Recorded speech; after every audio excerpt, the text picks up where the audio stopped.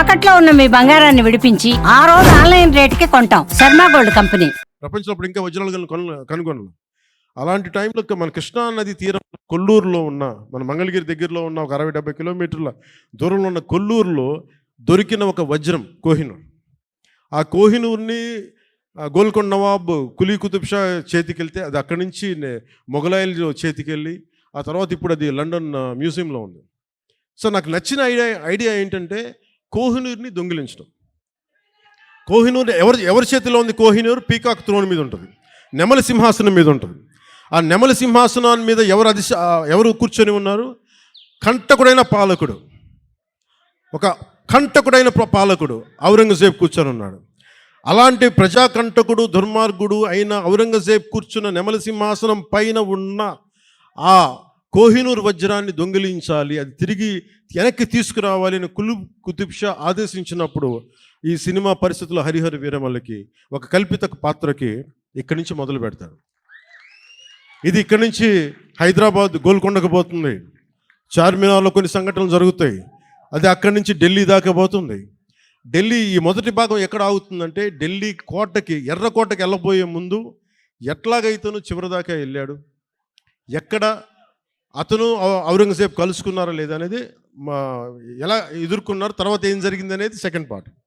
So ఈ cinema ఏం చేయగలదు మనం అనుకుంటే, నేను ఎప్పుడు కూడా చాలామంది సనాతన ధర్మం అంటే ఇది నాట్ అగేన్స్ట్ ఎనీ రిలీజన్. సనాతన Dharma is not against Christianity, సనాతన Dharma is not against Islam. Sanatana Dharma is something which unites us all, అందరిని కలుపుకు తీసుకెళ్ళేది.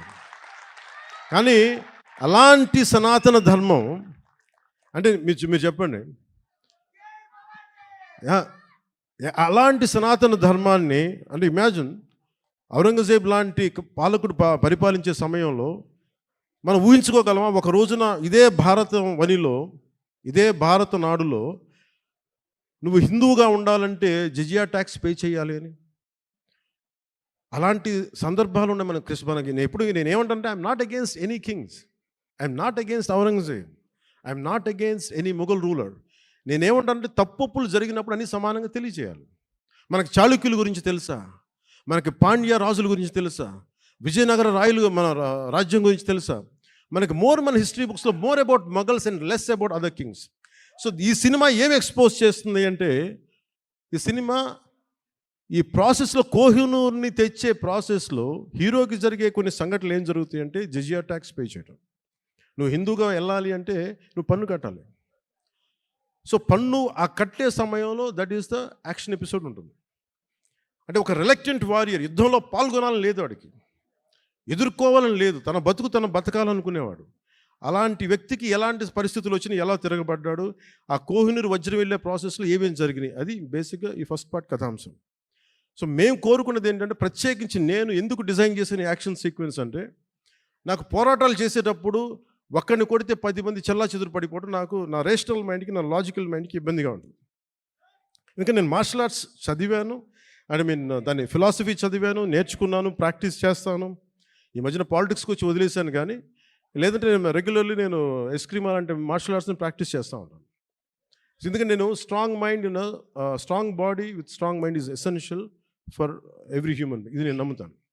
అంటే ఒక బలమైన శరీరం ఉండాలి, ఒక బలమైన మనసుతో పాటు బలమైన శరీరం కూడా ఉండాలి. ఇది నేను నమ్మేవాడిని మనస్ఫూర్తిగా. అందుకే నేను మార్షల్ ఆర్ట్స్ని చాలా బలంగా నమ్ముతాను.